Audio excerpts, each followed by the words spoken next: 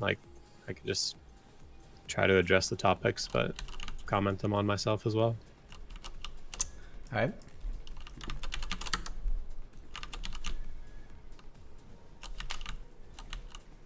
Yeah, Jules, you ready to go, Namiko? Yep, all good. Jules. I'm good. Okay. Can you talk again, Jules? I think you're quiet. Test. 1, 2, 3. Okay, Test. I gotta turn you up. Turn Jules up as well.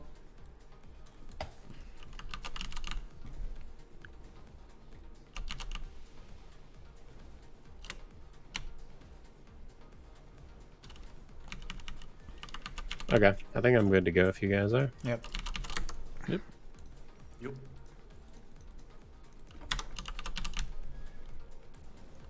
All right, guys. Well, welcome back to Beyond the Screens podcast. Had a little bit of a 2-week hiatus, but we're back in action for the, I don't know, foreseeable future every Monday, same time, same place. Those of you that are streaming it, I think we got pretty much everybody in here streaming, right? I think Namiko, Jules, you guys, Anfield, everyone? My Namiko ended, but everyone else. I remember to host Anfield. Yeah, Get some food. And then my PC crashed a little. Oof. Okay, cool. But yeah, guys, it's just going to be Just VODs, I a think. really casual, open forum podcast, and I think good news for all of y'all. If you guys are here, Kekona. I'm not sure if this is getting posted to YouTube. We might have to talk about that later. But for right now, I think the podcast is just going to be a live thing that we do. So I don't know if any of you guys have YouTube channels that you'd be interested in posting it on, but I don't know. I think that's a benefit that people like, is being able to maybe go back and listen to some stuff they might have missed. But I suppose we could always direct them towards our VODs and stuff. But what do you guys think of that? Yeah, I mean, I think for now it's okay, but if it's like a high demand thing, I could upload it or anyone else can upload it to YouTube. Yep. Okay. So the first topics that we kind of have today are about improvements to the GVG system. These are some topics that I kind of, from NA standpoint, I felt like I came up with them. So you guys are gonna have to like bring in your own little EU touch about kind of what you guys think of the general landscape of GVGs.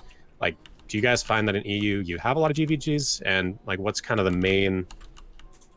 main points of GVGs that you think maybe could use improvements, or do you guys even have GVGs often there, or like what's, because I know you guys have a lot of mercs, so your guilds are kind of spread out, but what's the main landscape there?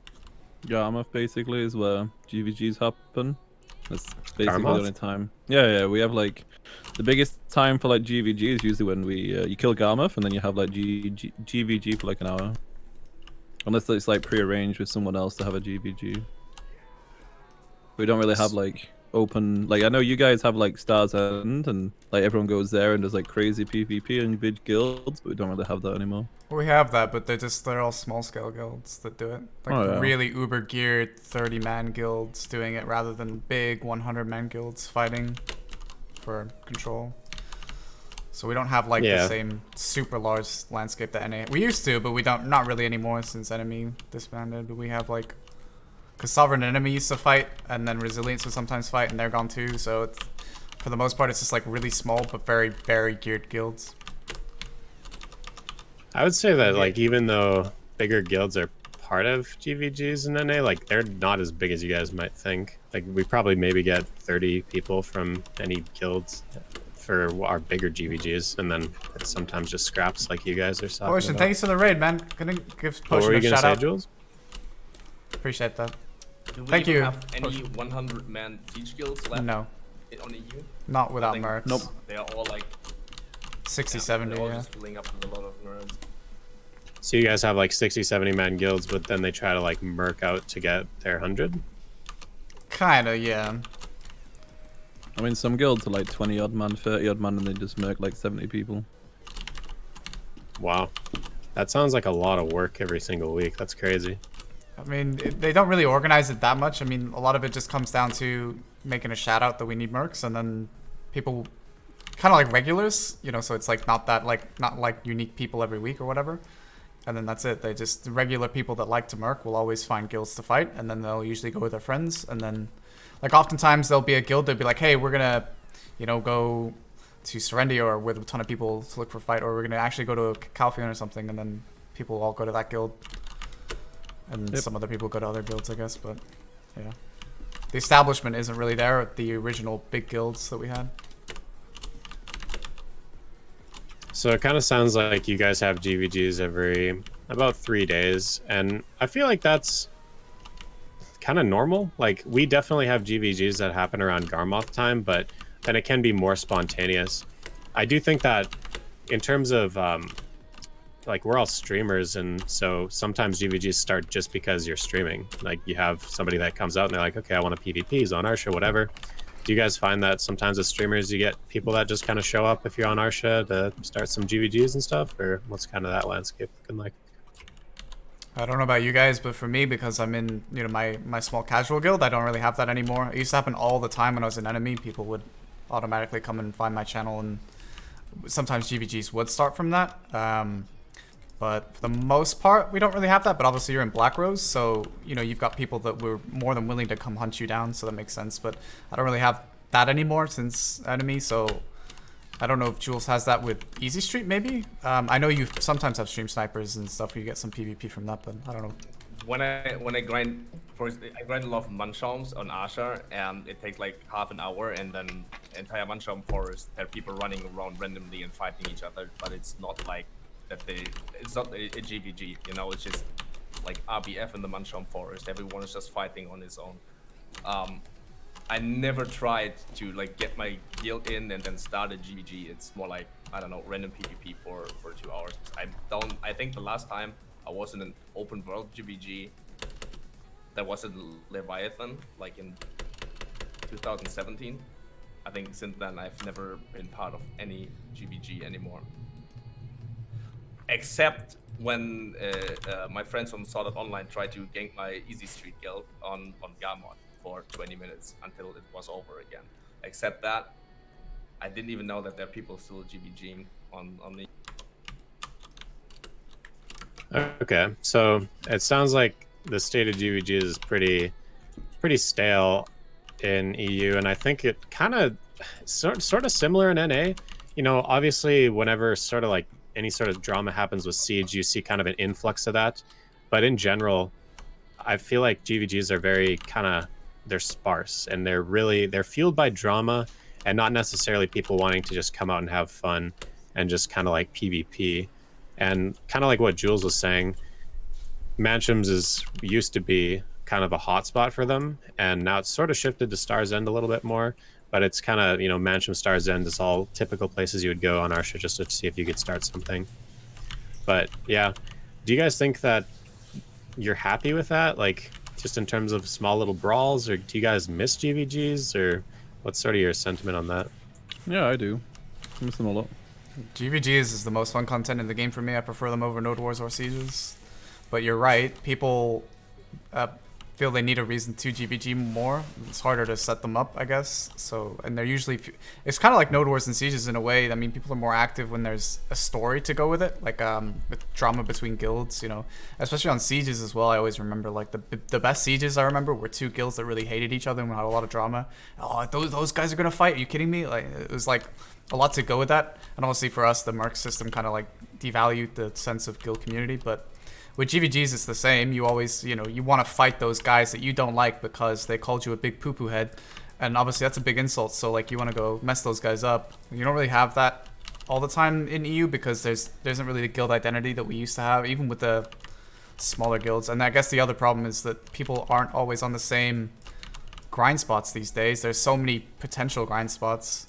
And I feel bad for the sort of mid-tier newer players that haven't been playing. You know, maybe they've been playing a few months and then they don't really get that sense of like the fights over areas and stuff with guilds of equivalent strength. So especially because the high-end grinding spots are not really places where you want to have a GVG. You know, you don't want to have a GVG in Atman, and you don't want to have a GVG in Histria or in the Bissell Sekraya. Like, you can't GVG in these places.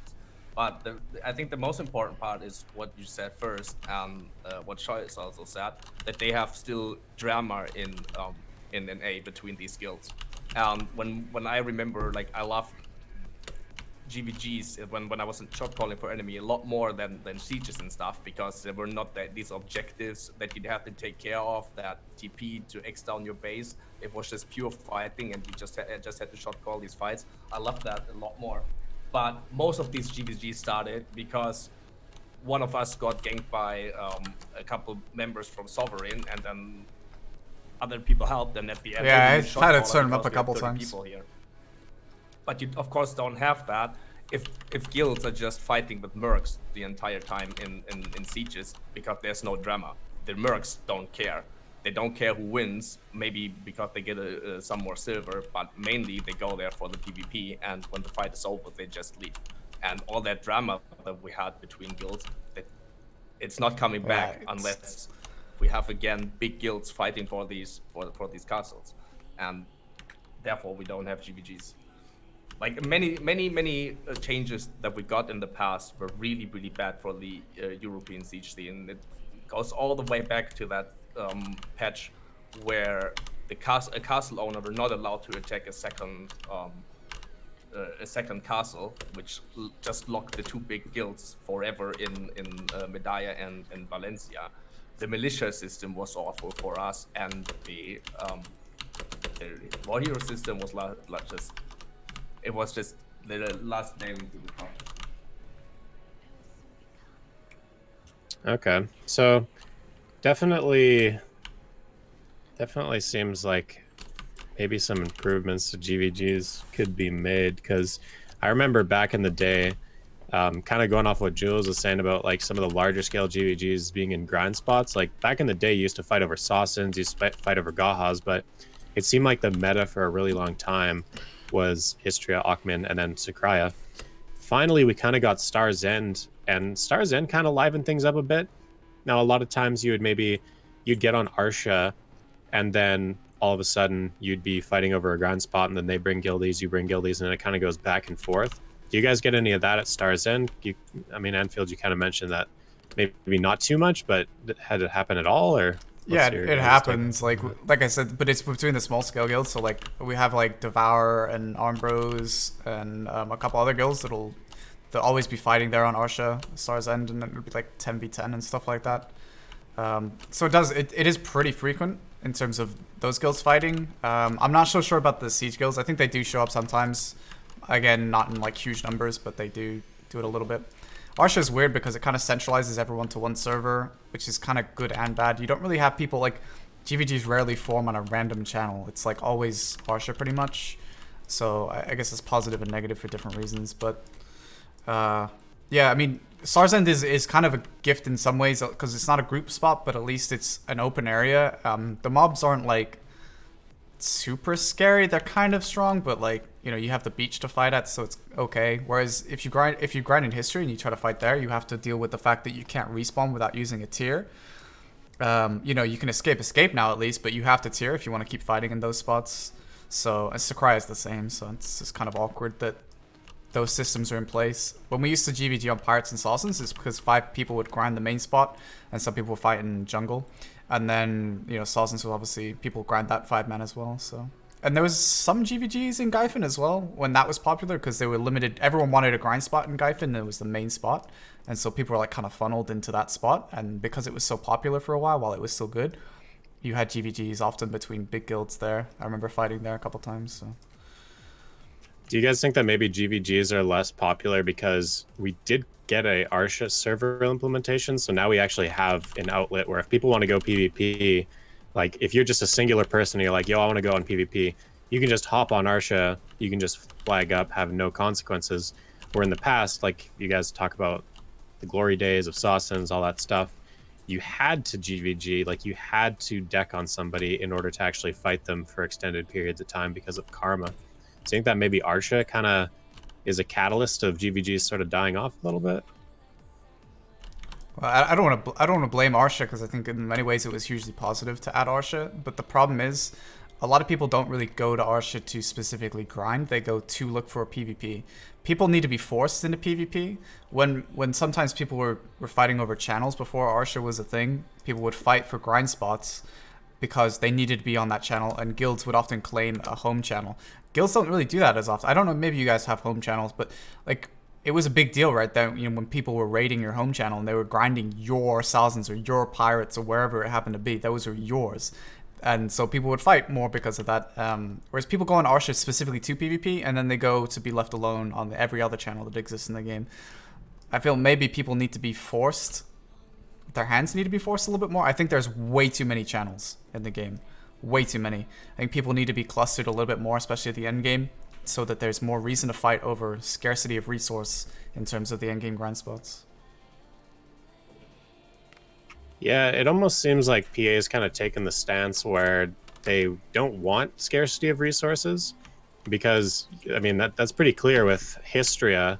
I don't know how Histria was on EU. I'm assuming it was just as packed as NA, and it was, you know, you had to hop to maybe 2-3 channels, and you had to duel people for spots, stuff like that, in order to just get a Histria channel. And then they kind of like added in a couple new grind spots to sort of appease everybody and make sure that there's always an open spot to hop to. And so that's kind of stopped a lot of fighting that used to happen down in Histria. Do you guys feel like maybe that's something PA doesn't want to do? Like they almost seem like they want you to always have a spot to go to if you don't want to fight over it. Well, there are other spots to go to. I mean, that's kind of the thing. There are enough spots. Like, but even if you like had like one really true end game spot, like let's just say Sakraya and Star's End and History dropped off a lot in cash because they nerfed them or something, people would still, you know, you still have, even without those spots, you still have other spots you can make pretty competitive money, and there's life skills. There's so many ways to make money. So I don't know. Maybe they want more PvPers centralized on Arsha, and I know there was a lot of complaints back in the day, and there always will be whenever anything like this is in the game, where people were like, I don't want to be flagged up on for no reason. It's griefing to flag up on me and all this. So I don't know what other people think, but harder to read their direction, I guess. I really think that they want people to just be able to grind if they want to grind and not be forced to PvP.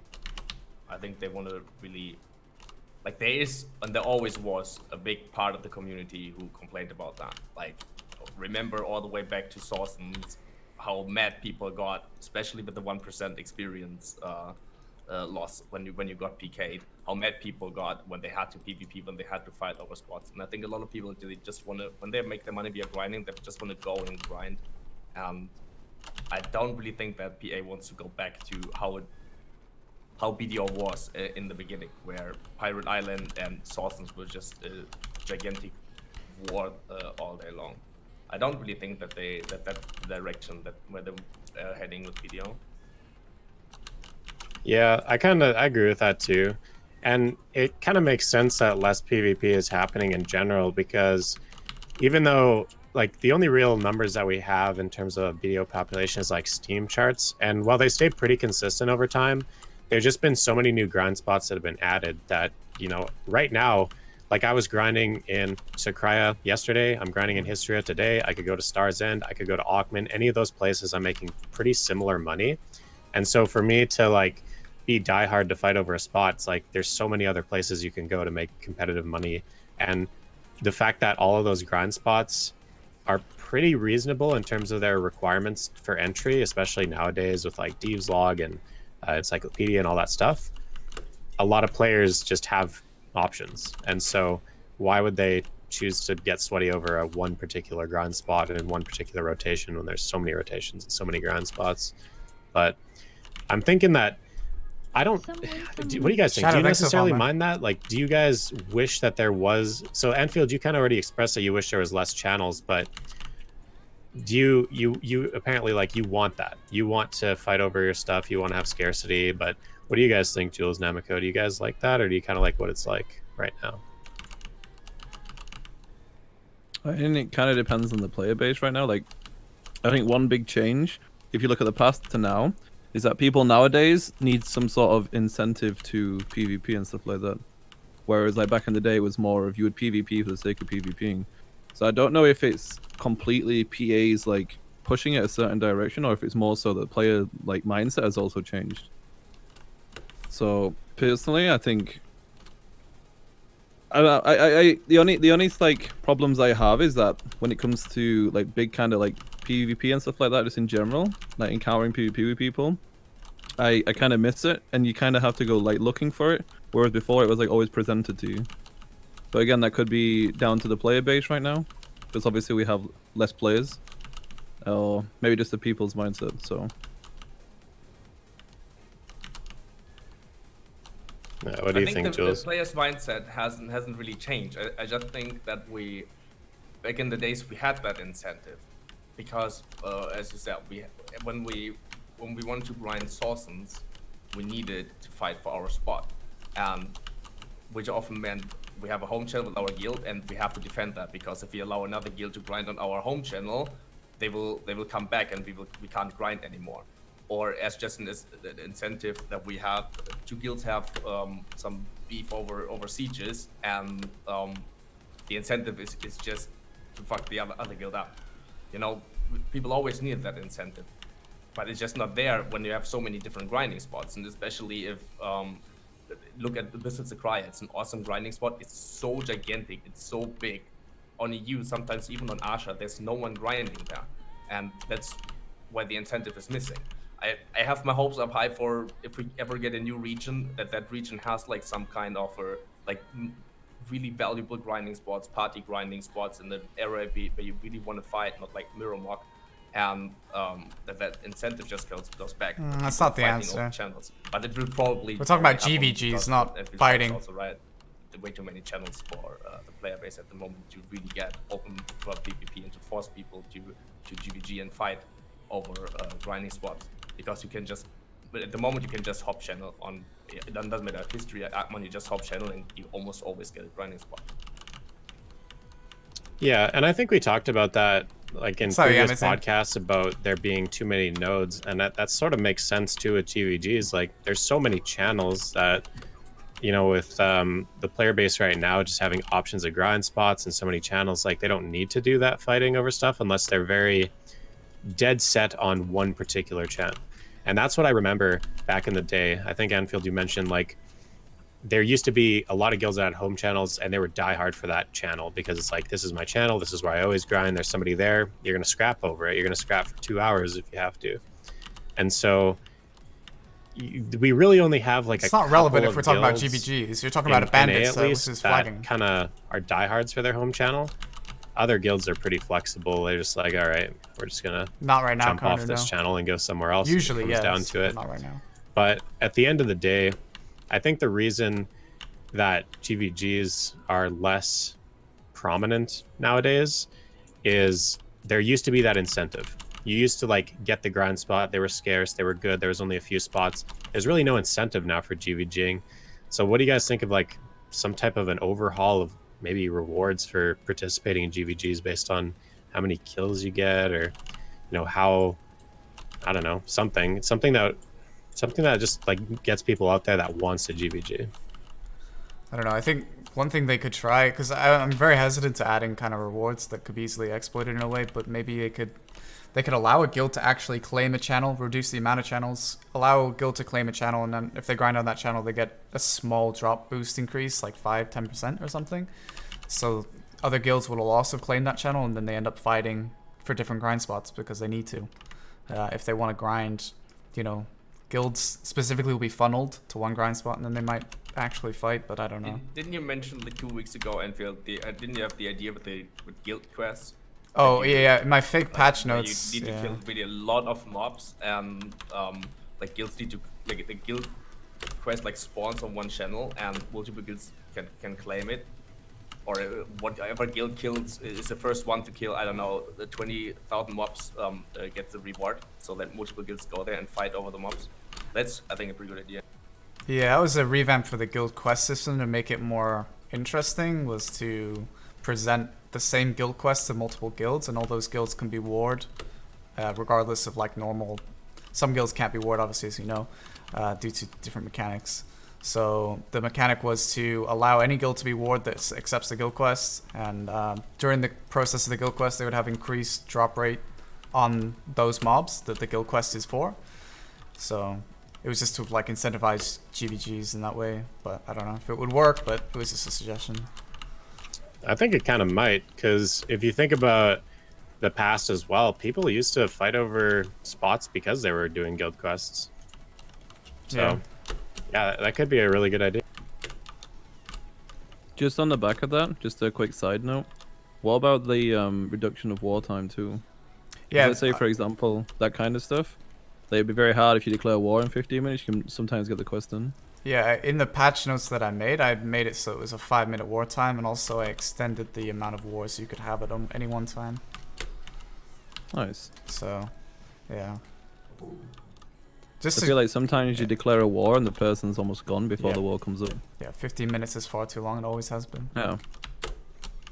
Most people just grief you for 15 minutes. As soon as the war's up, they just swap. Yeah. And you know that exactly. You just declare war so that he leaves after 15 minutes. There's like never a fight.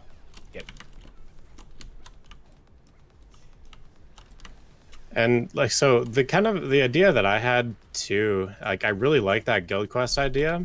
I think they would potentially have to make it like valuable for the player, obviously, to do those guild quests. And I think the most valuable guild quests are ones that you're probably going to be doing anyway. Because right now it seems like guild quests are like, I don't know, kill some, I don't know, random ass mobs in Medea, kill some random ass mobs in Valencia, but we don't really have any guild quests for Histria or Aukman or Star's End, like spots that majority of people are actually grinding. And so maybe they just need to make some sort of a benefit to the player in completing those guild quests on certain channels, and having that dynamic of multiple people can accept the same guild quests on the same channel. Like, that'd be cool. But what about a system too where it's like, right now we get medals of honor for participating in Node Wars.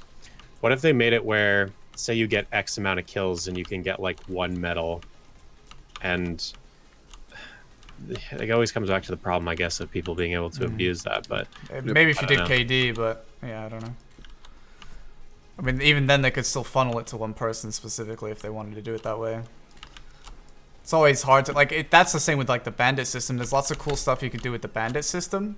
Like, oh, you know, if a bandit can get extra drop rate, but then if they're a bandit, they get someone kills a bandit and they get some kind of reward. But then obviously people are likely to abuse that, right? And find a way to do that. So it's really hard to like find a way to do that people aren't gonna ruin. So one of the systems that's already in the game is actually Final Battle. And have you guys heard of that? Because it's so unused, some people don't even know about it. Yeah, so like for anybody that doesn't know Final Battle, anybody that's watching, like, it's pretty much a system where you decide, hey, we've had this GVG for a long time and it's never gone anywhere. We haven't resolved our differences. Let's do a final battle where we wager a certain amount of guild funds, and whoever gets the most amount of kills within the certain time period gets those guild funds as like a wager. And it's really restrictive, and it's also like not really, it's only for like a maximum of 100 mil or something like that. And of course, if you make it more, it's going to be exploitable. But the fact that something like that exists in the game kind of just maybe opens the door for perhaps talking about improvements to it to make maybe, I don't even know. I'm not even sure how you would improve it. Do you guys have any ideas like how Final Battle could be made better or used in any way? The only thing is with the Final Battle is that people will still find ways to abuse it. So there has to be some sort of change to it that like limits you from being able to like feed, like you can have multiple guilds that can just funnel guild like gold into one guild, which is what the current Final Battle can do. So if you're going to change it, you have to look at stuff like that too. Yeah, it's the trouble with having such a closed off economy, is like anything like that, and especially with, you know, services that exist in this game, and obviously any little thing that those services can abuse, they will. So it's, you're kind of like walking on eggshells. Yeah, and anything they change in this regard, especially if it's going to give rewards like that, it has to be in some way open to everybody, because the only way to really avoid, you know, fixing in some way is to make it so that there's a random element in terms of other players you can't control participating in some way. It's like when you have guild specific 1v1s, if there's some kind of reward there, You know, like the thing with the guild quest idea was like it was built around multiple guilds could take it, and it was just gonna be, you know, there was gonna be guilds there you can't account for and things like that. But if you do like a final battle where it's guild versus guild, then those guilds could organize it. So okay, you can take this money, whatever it happens to be. It's just a shame that so many of these systems we could have. It would be really cool to just be like, oh, like you could have like, I don't know, a pirate system where guilds can GVG on the water even, but then, you know, same thing. People are gonna be like, okay, let me feed you this, you know, like. It's weird, I don't know. It's like with nodes, you don't know who's going to place on a node, so you can give nodes rewards because that's going to be random. I mean, you can organize a guild to be there for sure, but there could still be that random element that could, you know. I feel like though, it kind of seems like without sea monster hunting payouts and the fact that you have to be in a guild for 2 weeks before you can get a payout, it's not even really worth it for these websites to kind of funnel guild funds into especially with taxes too, every single week. It's not even really worth it for guilds to funnel that kind of money into those guild funds for payouts. Like they can just, I don't know, go on your account and grind for you and stuff like that. So maybe we need to make systems that, you know, are rewarding for a player that's in a guild, but doesn't necessarily have incentive for them to kind of flood that market. And I think the best thing would be, it kind of makes sense what you were saying in fighting over natural resources. So it's the whole guild mission idea is a cool thing because it's pitting 2 guilds against one another, and they're fighting for like a natural resource in the game. So they're not trying to take a resource that one player has and give that resource to another player. Right. So maybe something in regards to competitive guild missions where, I don't know, a guild has to kill this many, I don't know, Eltons or this many mobs or any type of mob in X amount of time, and whichever guild can do it faster gets this many node war medals or gets this many guild funds. Like it's kind of like, you think of the example of node wars themselves. You're fighting over the natural resource of the node and it giving you silver. So there could be a lot more options throughout the week where you fight with other guilds over natural resources. That isn't such a structured thing. It's something that you could plan with another guild, or it could just happen spontaneously when the guild missions reset and you just boom, all of a sudden you're in this mad dash race. So I think just more PvP interaction with other guilds that doesn't revolve around structured time like Node Wars and Siege is something that I really like want in this game. I don't know, what do you guys think of that? I don't know, 100%. I don't think anyone, especially in this, is going to be like less PvP. You know, like we all want more PvP and more reason to be out there fighting each other and be on similar channels to each other so you can go help your homies. One thing I kind of thought about was maybe they could add these new world bosses that weren't like the current world bosses we have, but there's PvP enabled. And they're just like random spawns, but they have like a new loot table, and it can only be given out to one guild that claims it and tags it first. So in order to remove the tag, you need to go and wipe that guild, and there'll be announcements and stuff. So the guilds will be like, okay, X guild has now tagged world boss, blah blah blah, and then you know you go and try and wipe that guild so that you can claim the tag for yourself and then defend it or something. I don't know. Some kind of system like that would be interesting. I mean, I don't know what you guys think about like world bosses as they are, having the world PvP currently being disabled, having that removed. I don't know. Yeah, that's another example that really speaks for Perlabis. Really doesn't want to force people into PvP. They really want to be appealing to people that just want to go on and on. I'm killing energetics mobs again. Pick up the loot. Like that was a really big hit for all kind of for PvP players, that world bosses that can't PvP anymore around world bosses. When I remember like the old times, all interested, no matter what guild I was in, the really interested people in all guilds, they were ready at every guild boss, but most of the time they didn't even get loot because they didn't hit the boss one. They just killed everyone that was red around there. And that they removed that PvP, that really speaks for Perlabis. They don't want force people to PvP and just like want to please the PvE players. They just want to grab their rewards and just want to do things in silence. And about the idea of the guild bosses, like how many of these bosses do you want to spawn at the same time? Because if there's one boss on one channel that people can tech and fight for, there's gonna be like 1 million people, and no gameplay will be possible, right? I like the guild quest idea. I think that's a really good idea, and you could implement stuff like if I don't know, a guild needs to kill 20,000 Munchauns or something, that a guild that has completed 90% of the progress already is read to everyone else and can get attacked by everyone, so that all other guilds are focusing on them in order to stop them. I think we're on that system with the guild missions and have them constantly spawn on one channel, but with the global announcement, I think that's a really good idea, and I think that could lead to a lot of open world PvP. Yeah, I think that if maybe segueing into our next topic, which is around the Airship Pvp event, it kind of shows that even a small little reward, just a reason to go out in PvP, can cause a huge influx of it. I don't know about what's been going on EU. I'm assuming, looking at the leaderboard, it's been pretty crazy over the past few days. But when that event got announced in NA, like, it was crazy. There was GVGs in places that I never seen a GVG before. Like, we're fighting in Hex Sanctuary, and you can always go to like Eastern Border and just fight there. And the rewards are not even that impressive.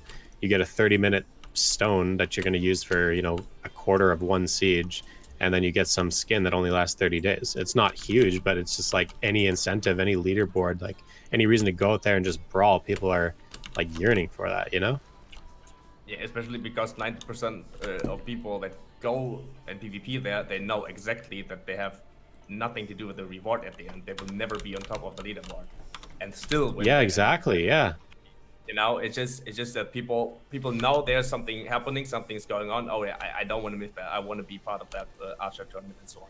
Like, every little incentive helps to create PvP, and like that Airship tournament really shows that it's not too difficult to give to create that incentive. I think people were more interested in the reward being the leaderboard than they were the actual rewards that were listed. But there was like, the first day was absolutely nuts, and a little bit to the second day as well, but there were a lot of complaints over how the how the points were being calculated in terms of like the gear score, and people finding ways to gimp it a little bit, and people saying, well, look, I've been PvPing for 7 hours a day, killing loads of people, and I'm not even remotely close, but I've been PvPing with the same people that happen to have lower gear score. And, it's quite... So I can kind of sympathize in some ways, but in other ways, it's like, well, there needs to... Possibly there did need to be some kind of limit so that people, who are not only super tanky, but also have incredible AP, can just easily win over people that obviously have less. But I think it was maybe done in a way that people found a way. I mean, I don't know how you do it. Maybe you do it where it's like AP versus your target's DP, so that even if you take your DP off, it doesn't matter, I don't know. But it was definitely on the right track, and we would love to see more, because you can quite see how easily, how popular that is. It's like easy to make something that is that popular. I think open world. Anglo, thank you so much for 65 months, dude. Everyone fights with the gear he has. And damn, dude. No Appreciate calculation based on gear, and no disadvantage if you have higher gear or anything like that. It's completely unnecessary, and no one would have complained about it if there would be no such thing in that Airship tournament. Because you're not gaining and you're not winning anything by that. It's still gonna be extremely high geared and extremely high skilled players being on top of the ladder no matter what. And fundamentally, kind of how it works too. Like, I agree with that, Jules, a lot about to just kind of be maybe 1 for 1. Doesn't really matter what your gear is, because when there's this many people going out there and brawling, and you only need to get 1 kill on one person, it's not unreasonable that somebody that only has 270 AP or 261 AP is going to get a last hit. Like, that's going to eventually happen.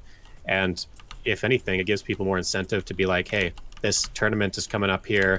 They do these every 2 weeks or something like that, and it's for a weekend. I'm going to try to grind up my gear and get better gear so that, hey, next time this event comes along, I'm going to have an easier time ranking. So it's not necessarily a bad thing that they, somebody has higher gear score than you.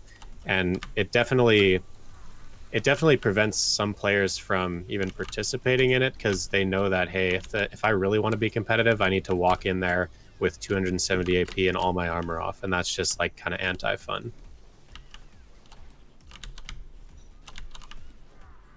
But I do think that the whole event is cool. Definitely more of that. I think it's got really good feedback about just the fact that they did the event at all, and it's such a small thing. All they did was add a leaderboard and add some like pretty modest rewards, and people are out there going crazy.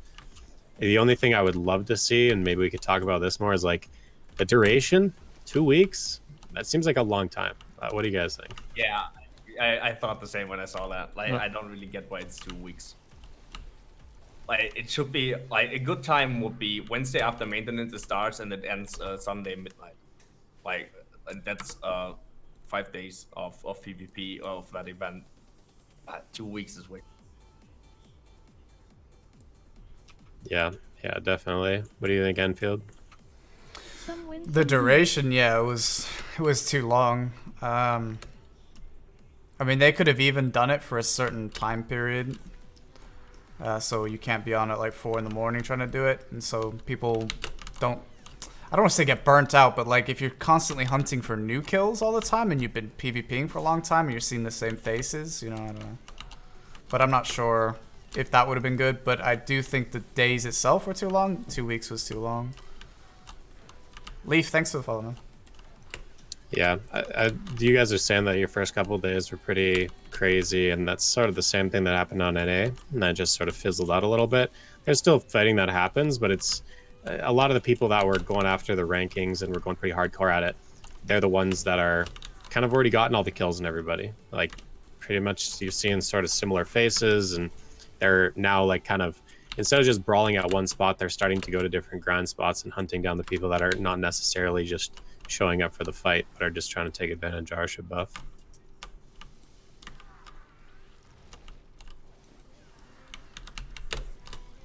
Yeah, overall, cool event. Just maybe revamping it in some way. But I also think, what do you guys think of the rewards? Do you think the rewards were too, like, kind of useless? Or they're not useless, but do you think they're just too small of rewards? Or like, what are you guys' thoughts on that? I feel like the rewards were fine for what it was, because it was like more of a proof of concept thing than anything else. Now they know how it worked, what they did wrong, what they did right, and if they do it properly with like maybe fairer rules and things like that, then the next time they do it, they can be like, okay, we can give away some better stuff. I mean, I saw a lot of people being like, well, why are they only giving away 30-day skins for the Arsha stuff? That kind of makes sense to me, because the people that won it before had to play through, you know, Arsha tournaments. It wasn't just, let's see how many kills I can farm. So I was fine with that. The pure Blackstones, I thought they were in a really weird order. You'd think like the AP or the DP one would be the first place prize, but they did the attack speed. That was a little odd, I guess. And the loot scrolls were really few. Yeah. But otherwise, I don't really have a problem, because, again, like, I think for a lot of people, it was all about having that leaderboard, having your name. We talked about it on the podcast a couple times, you know, about giving more things for people to obtain, have people, like, even just, like, special colored titles and stuff. You know, people love that stuff, and it's the same with the leaderboard, man. Seeing your name up there is what people do it for, and in many ways, you know, for that infamy, I guess. Yeah, I would love to see maybe a once-a-month thing, like Jules was saying, for maybe 5 days or even just over a weekend, something like that, and develop a brand new skin that's for that event, where previous winners would get access to that skin, and then so on every single event. Then new winners would pop up with a new skin. And titles, like adding in a title to say, you know, you got first place, and just they need to add in new rewards specifically for the Arsha event. I think they've proved it can be popular, but the rewards were pretty tame, especially with the Arsha skin, because like you said, like people had to work a lot harder for it than just this event. But that's because it's a skin that's not even related to what this event is. Yeah, it's on Arsha, but it's not the Arsha tournament. Like, that's Arena of Arsha. So if they made a brand new skin and titles, I think people would go crazy over it every single time it comes out. And defending champions, they'd probably try to participate in future ones to prevent people from getting the title, because then, you know, it's more exclusive. Yeah, but that would need to be PA sponsored. Like, creating new assets for the game would have to be done by PA, and this was entirely Cacao. So Oh, okay. they would, Pearl Abyss would have to back it in a way and probably add it to other. I mean, to be honest, if they're paying attention, they should be like, oh, that was a good idea. But who knows, you know? They do pay attention to. I'm just kidding. Choice, sorry. But yeah, I mean, if they pay attention and they see that, then absolutely, you know, there's no reason they shouldn't be like, this is a good idea. Let's implement it. Maybe, you know, a once a month blood frenzy on this channel, an all out brawl. Who can get the most kills in 6-hour window or something? I don't know. And then have some much nicer rewards that are also unique. Yeah, it would of course be awesome if Perlevis backs that up and implements the leaderboard in game that updates maybe in real time during that event.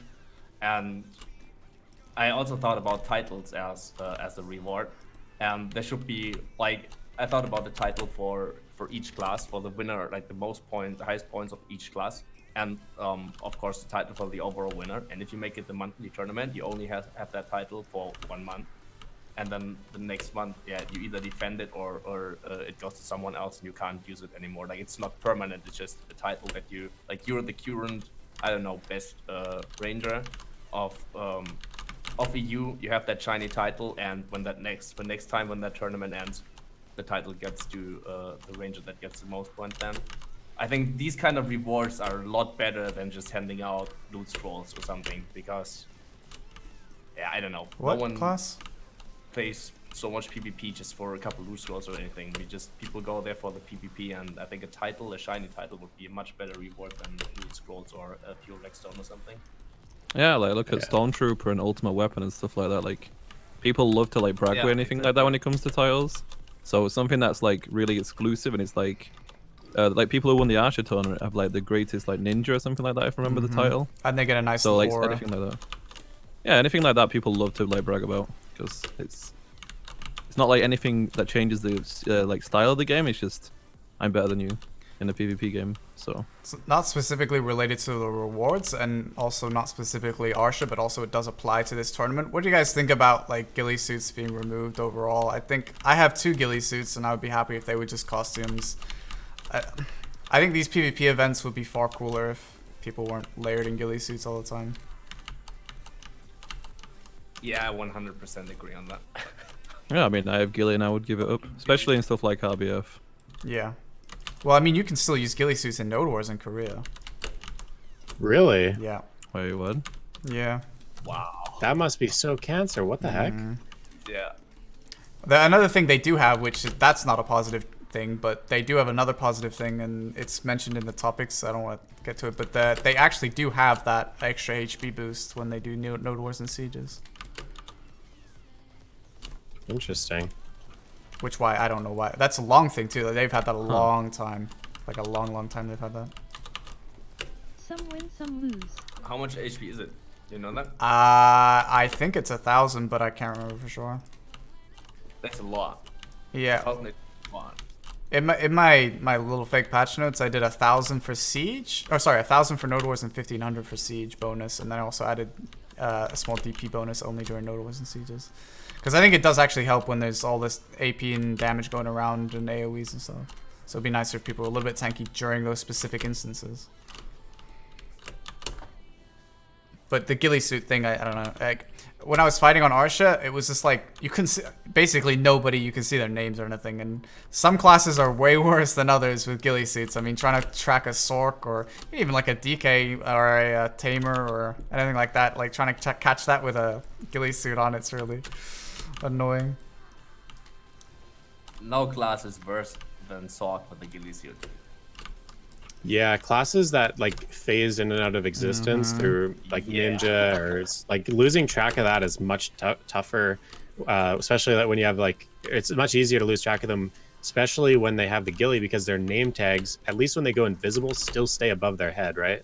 And then with a ghillie on, you just don't have a name tag. So I feel like PA might be less receptive to that idea because it kind of affects their bottom line, which is like a $34 ghillie suit. But at this point, I would be willing to pay an extra $34 for an anti-ghillie suit. That would actually be really funny. Oh. Or at least let it so that if someone is tagged in combat, then the ghillie suit no longer applies that way. For a little while. Until the name fades again. Although that would still benefit Sorks Kappa. Just remove the thing with the nameplate disappearing. You still have the +1 gathering, for example. That's incentive enough for 34. True. Yeah, and the desert resistance on the other one, so. Well, not for that price, but the outfit, I think it's a good outfit. I don't know, I like Ranger and Treant Ghillie looks really nice. Like, I'd wear it without the Ghillie effect, 100%. Or you could even give it a small gathering bonus to XP and then give the desert one a, I don't know, something. But other than desert resistance, I feel like desert resistance is kind of a weak bonus overall, but either way. Maybe they could make it where like Ghillies aren't affected in the GVG scenario, so it like gives more incentive to deck on guilds that you're fighting, even on Arsha. Yeah, well, I mean that's. I remember a long time ago, before like Ghillies were that widespread. I remember seeing a big GVG fight that I was like a little pleb running around, and I was like, oh man, what are these people doing? There was like these two big guilds that were fighting, and I saw all of their names. So if you see that now, it's like, I wonder who it is. Like, you have to go up and flare them, like, figure out who's doing the GVGs. I don't know. I mean, you guys are both streaming. Is there anyone in the chat that disagrees with that? It's fundamentally like, please don't do anything to my ghillie suit. Someone mentioned have ghillies only work at night. That's even worse. Yeah. Well, I mean, it's better than. Well, technically it's better, but it's, like, you know, that's the worst time for them to be active. Maybe give them like. Nah, I can't think of anything. That's shit. Just disable ghillie suits during events like the Asher tournament, and I'm happy. At least, yeah, RBF specifically should not have ghillie suits active, and I'll never go into Rebel. make it so they don't work on Arsha, I guess. I don't know. At least that's something. Or yeah, it could show the HP and mana bar, but no name, maybe. I don't know. I mean, I still like to see guild names. I think it's cool to see big guilds fighting and you see the names and stuff. When chat says just make it so that the name is hidden but replaced by an unknown adventurer. Yeah. And they're not gonna do that. That would of course be awesome. Because it would like I don't care about seeing the name of that person. I just need that nameplate to keep track of that shitty sword or ninja. But they're not gonna do that because the entire sell point of that ghillie suit is that it is even so difficult to track it. It is a pure pay-to-win item, and that's why they're not gonna mess around with it and just change it to unknown adventurer. Not gonna happen. But they should do that for at least events and stuff like RBF and Yeah, I think honestly, coming out of the whole discussion, if anything, that's probably one of the best solutions. Is it still gives you that anonymity of having your name be a random person, but still doesn't benefit you so heavily in PvP. I could live with that a lot. Like that'd be. In RBF, it would solve everything. In GVG's open world, everything. It would just fix everything. And I still think a lot of people would like do that. Like half the time I put on a ghillie, it's so that I don't get targeted in RBFs. Like I think a lot of people do that, and just based on name tag alone, that can happen. And some people just don't want people to know what their names are in open world, so that kind of solves that as well.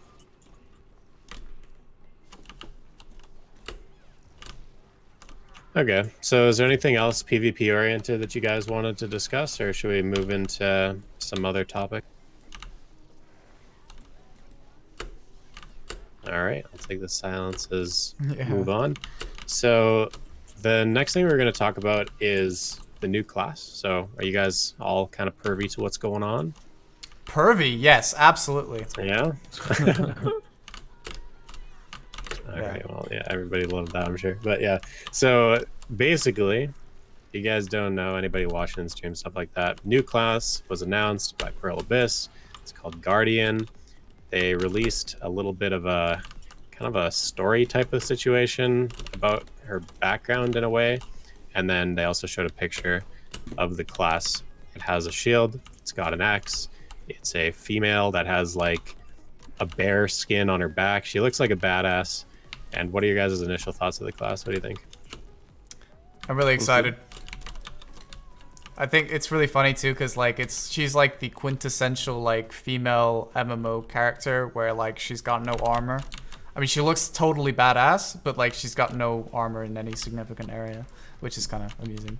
But I think she won't use the Zerka axe. I'm sorry, Choice, because obviously those are two-seater, lol, two-handers. You know, you got two axes there, where she's got a shield and an axe, so it's unlikely she'll be rocking that. It's gonna be new weapons. Yeah, they make way more money from new weapons anyway. Well, yeah. I had that discussion earlier. About warrior shield, though. Someone was making maybe Diverto X to prepare for the new class. I highly doubt that it's the existing X or the existing shield. Yeah, or existing shield even too. Wow, you don't think it's a shield? Nah, they'll find a way to call it like some weird name. I don't know. What's the synonym for shield? Yeah, I don't know. It's not barrier. You'll get like gotta level that barrier. I got a tep barrier. I mean, there was, for example, no reason to make a new offhand for the archer. But apparently the archer can't carry a dagger or a noble sword or something. Now the archer needs some gauntlet thing or whatever. There's no way that they that class does not get 3 complete new weapons. Well, I think that the last class we saw that shared any sort of weapon was Mystic. Was that the last release? And that was a while ago. What do you mean last release? It means last class that had a class that shared a weapon. Because that shared with Striker. Yeah, the Mystic sharing main-handed offhand with Striker was last time. We got afterwards. We only got Lan 3 complete new weapons, and then Archer 3 complete new weapons. And then Shy as well. Yeah. Oh, that's the other thing. I really, really, really hope they don't go the Shy route. I hope she has a traditional awakening. Yeah, so that's kind of one thing I wanted to bring up in talking about her is her name is Guardian. She has a shield. What if this is PA's first attempt at a traditional tank class? Like, what if this is a class that is not meant to be a crazy damage dealer, but it's meant to be like uber tanky? You guys think that's a possibility? Queen! That's what I want.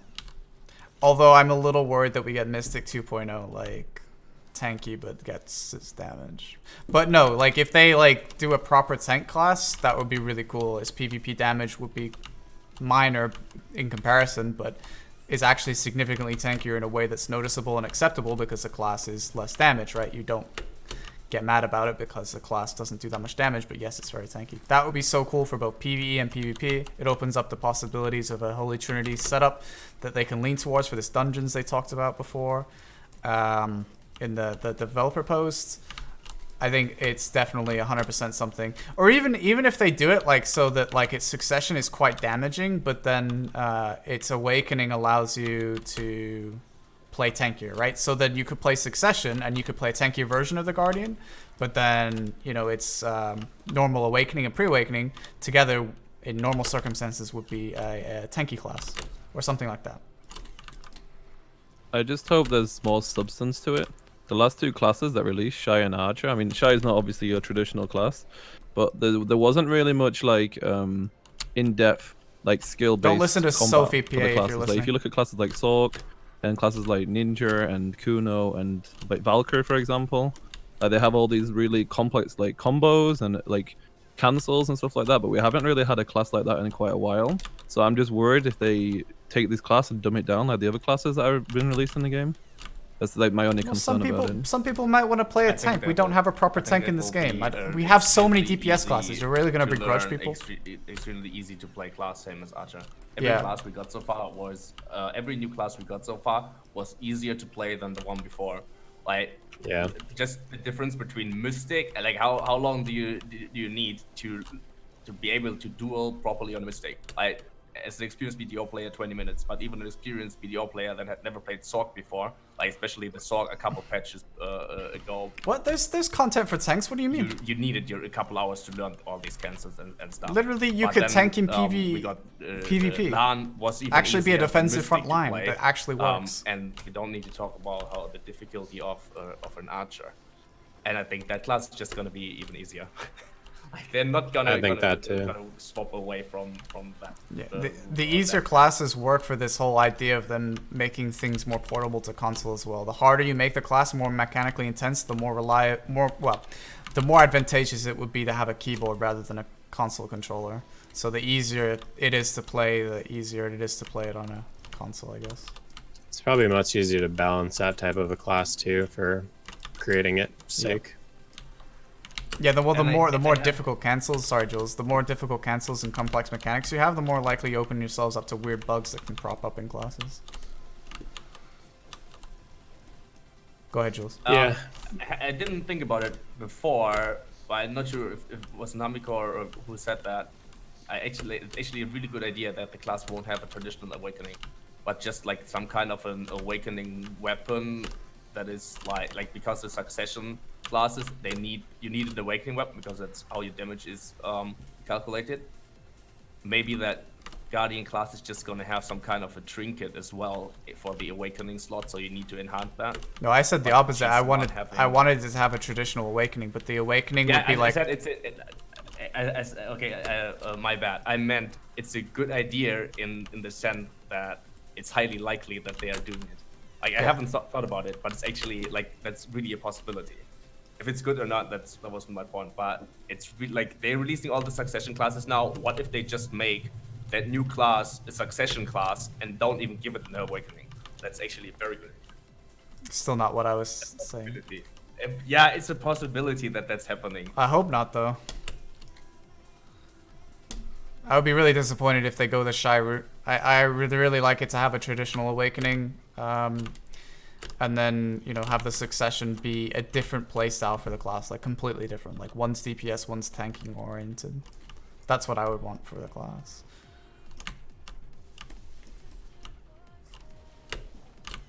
It'd be really cool if it was a tank class, but it definitely. So it would be cool if it was a traditional tank class. It would definitely kind of deter me from playing it though, since you'd pretty much be limited to making a full DP build if you wanted to play it to its full potential. And I mean, Shy is in essence a full DP class. It's a class that you're going to build full DP on because it's a support. So it'd be kind of interesting to release two classes that do rely on DP accessories back to back. But if it is a traditional like damage / maybe DR class that like does well with DR instead of evasion, like maybe they fix DR in the way that you get a percentage buff from evasion on different classes, and this class might have a percentage buff for DR or something, but it's still like a traditional AP class that builds AP and maybe some defensive stats, and then gets kills and frags out and whatever. That would be personally the best case scenario for me and my enjoyment of the class. But in terms of preparing for future raids, if that ever comes to BDO, having a traditional tank class like kind of opens up a lot of doors. So either way, I would be happy with it. But have you guys seen the leaks about potentially a halberd being the awakening weapon? Did you guys see that? Do you mean the Photoshop screenshot? Was it Photoshop? People were saying it was like a data mine of like a halberd, which is like an axe spear type thing. Is it Photoshop? Oh, I don't know. I mean, maybe. Just quickly on the going back to the Shy and stuff, I think Shy was implemented poorly in the sense that it should have had the AP should have scaled its healing abilities and things. I think that was a bad idea what they did with it, because then you build DP and that kind of blows. With a pure DP class, obviously it would make sense, but then you would need to maybe have its DP scale to monster damage or something, just to make sure that it's not left in required to absolutely have two builds just to grind and just to, unless of course if they end up doing actual valuable group grind spots, then it doesn't matter, right? You just can't have the class solo in that case effectively without specifically building AP as well. But if it's allowed to build DP normally while also being effective, then that's fine. But yeah, Shy was bad. As for the halberd thing, that's kind of interesting, I guess. I don't know.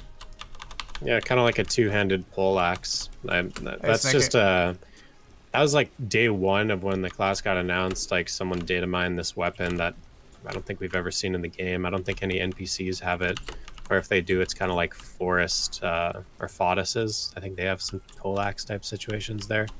But if it is a poleaxe, then I don't think that it's going to be a defensive class. That seems like a very offensive weapon. Yeah, So. it's weird though, right? Because I mean, it's kind of like a spear. So like we already have melee with what is effectively a spear. True. Yep. I know. I would expect something that's like similar to Warrior's Awakening, but like more of a hammer or mace kind of approach. Ooh, hammer mace. Oh! I think there's like a lack of like big 200 weapons in the game, just like in general. Yeah. Big true. You guys planning to play it? You guys gonna Hell yeah, like dude. actually get it to 61 and stuff? It's so easy, man. You just save up those. I mean, most of us don't need any more XP on our mains, except for Namiko, who doesn't have a main. But like we just like save up those 600% scrolls and this. I mean, some people still have 530%. I still have blessing scrolls as well as the 600%, and it's just gonna breeze through those levels. I'm gonna have as left 50 530% scrolls left. You can use those at the same time as the 600%. I mean, we will be seeing leveling speeds blitz the through. bonus experience I saved up is I still have Black Spirit Boost X and 4-leaf clover from Damn. 2 years. Yeah, this is the first class that's kind of really piqued my interest. I've only ever played J-Balls, thanks for the follow, man. Appreciate Berserker. Like I've leveled up the other classes because of the rewards you get when the new class comes out, but I've never gone past 58, which is my highest class. It's the Shy. And so to actually have a class that's coming out that's like, wow, it's piquing my interest. I'm excited about it. I want to play it. I just think that overall the tone of the class, like just the look of her, that's one thing that's sort of put me off playing any other sort of like female classes in the game, is that they never really seemed like they were super like badass, like, man, I can like take on your whole guild, like I'm fighting these big ass monsters, I look like I'm supposed to be here. Like, no offense, Anfield, but like when I look at Ranger, I'm like, dude, this tiny little Ranger with their little bow, like, is she really should be fighting like Star's End? She really does she like belong in history? Like the whole like vibe of the class, it never appealed to me. And that's the same thing with like every female class. So the vibe of this female class is like, okay, I can get down with it, you know? Wow. All right. First off, I don't understand anybody that would play would play only one single class. Like, who would do that, right? Anyway, that's so toxic. Like, unbelievable. Like, okay, misogyny aside, I feel like that the class does look really fun, and I'm really excited to play it. But you know, I'm tentative to see what the playstyle is. I mean, Archer could have been really sick, but then it turned out to be like, you know, you could train a monkey to play an Archer and it would still frag out most other classes in large scale. So I do hope that it, even if it's simple, like for example, okay, Lon, I think is pretty simple. I think Jules would probably agree overall that Lon is a pretty straightforward class, but I also think it's super fun to play. So simplicity doesn't have to be boring. Archer was boring. So I just hope that they, you know, find a way to make it fun mechanics that's definitely separate it from other classes. All that stuff would be really welcome. I would much rather. Go on, sir. I was just gonna go back because I feel like you're a little offended about the whole thing, Anfield, but archers are pretty boys too. There's a lot of pretty boy male classes that I would never play either, and I think that Zerker is Zerker is the reason I chose him, is like he's the only like badass male class in my opinion. So that's all I want. Really? No, you don't look at Striker and think, oh, that's pretty badass, or even Warrior. You don't. I mean, believe me, when they were the only class that had Awakening, we all thought they were pretty badass, man. Trying to touch a fucking Warrior when it was the only class that was Awakened and had lingering soup armor. But really, I mean, that's interesting. I mean, you have really high standards, I guess. I don't know. I feel like Strikers. When I think about, like, think about old humanity, where we're all like running around in the fields, hunting beasts and boars and stuff, and feeding our families through like hunting wild animals. You would expect, like, you're kind of like primal, right? You're like caveman. That's what I liked about that's what I like about Guardian. That's what I like about Zerker. Everything's primal, like our abilities, predatory hunt, feral rage, like everything's like, yo, I'm a caveman and I'm going in and I'm just like a beefy ass motherfucker. You know what I mean? I'm sorry. I don't know. So like when I'm out here fighting mobs, trying to feed myself, trying to like help my guild, you know, my guild's my family, right? I feel like I want to be a beastly ass primal motherfucker. That's just what I want to feel like. I don't know. I'm learning a lot about you today, Choice. I guess. I think for Guardian, I want her to have more like group-based abilities, or at least something that makes her have to fight groups of people, or has like an advantage, like to encourage that group play. I don't want her to be like a 1v1 like god. I want her to be completely focused around group and like large scale kind of thing. Personally, like a close range version of like a witch wizard in terms of utility and stuff. Just no more PAs. I hope she has an ability that's like a taunt where like 8 people around her have to attack that person instead of enemies around you. That'd be cool. Or a fear that makes you run off in the other direction. Yeah, something like that too. Yeah. I want her to have similar abilities to like Berserker from Diablo, where you can leap in and stuff like that. Like those kind of engages. I think that's personally like how I would view her as a character. Like jump into a group of people and fight multiple people at once. Really far, Dolph. I only have one piece. Okay. So anybody else want to comment on anything about the new class? Anything? Yes. It looks like it's from like some kind of snow region, even though she's not wearing much clothing. She's got the bear rug thing on there, but obviously we gotta show off the bod. So I wonder if like Odalita was retconned to add like snow regions and stuff, because originally I think it was meant to be a dead version of Camasylvia, which I'm still hyped for because we need more undead stuff and spooky stuff, 100%. But also having a snow region, yeah, that would be really exciting. Imagine if they release her alongside the new region. Holy shit! I would expect them to release it. Like if they were gonna do that, it would be like a crazy Christmas thing where they were like, "Here's the class early December," and then towards the new year, then oh, here's Odalita. But please, global release. Do not make us watch the Koreans play through this shit for 8 months before we get to see it. Please, please, please. No, I'm expecting a global release. Like I'm even pushing out as far, like based on the finance report and stuff like that. I'm expecting the class to be a global release, and I'm even expecting Odalita to be at least a global release.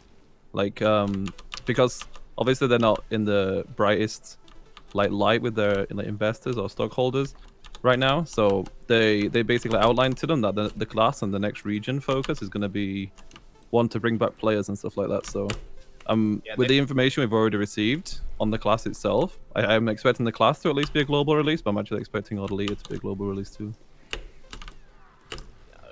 And they said winter season for both of it, right? Yep, exactly. In the, Perfect time for a snow region. Yep.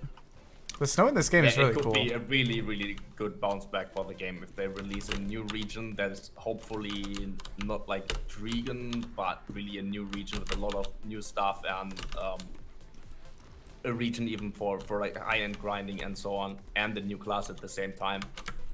It would be. And where's really that good for the game. Where's that region supposed to be anyway? Is it like below Valencia? Below Drigan, yeah. South of Drigan. Okay. Okay. I mean that'd be like if you you can find your way to the top of Gyphon and technically look over at the area. And this is why people are speculating snow, is because the area where Odalita is, there is like a lot of placeholder snow. You can see that from Drigan too. Yeah. There's like a lot of snow there, but don't know if it's placeholder, obviously. Yeah, it could be texturing, but they also had that in Valencia for the snow mountains you can't really get to, that are kind of like the extra continent in Medaya, but also part of the mountains you can't get to in Valencia. They're also snow-capped or not textured, one of the two. Yeah. But the snow effect is really good, man. I always look forward to it every year when they add that. I wish they would allow you to add it permanently. I would take the FPS hit as long as it was just a graphical option you could turn on and off. To have it snow. That's very nice.